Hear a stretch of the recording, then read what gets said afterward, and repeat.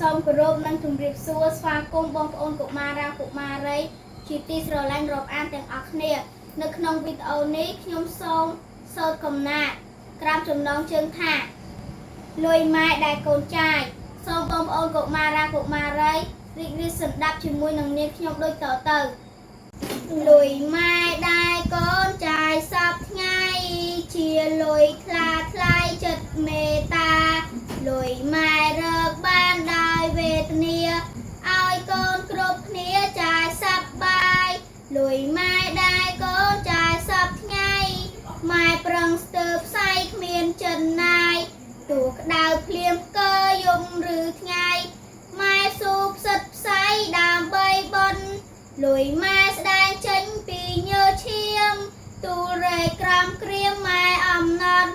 ឲ្យតែកូនឆ្អែតម៉ែទ្រាំអន់លុយម៉ែបរិសុទ្ធផុនលោកាលុយម៉ែតែផ្ដល់សុខមនោរម្យជួយកូនតូចធំបានសិក្សាជួយកូនបានរស់គ្រប់រូបាលុយម៉ែអស្ចារ្យឧត្តមក្រៃលុយម៉ែជាលុយសែនសប្បុរសកូនបានពងខ្ពស់យួរថ្លាថ្លៃដោយសារលុយម៉ែដ៏មានន័យ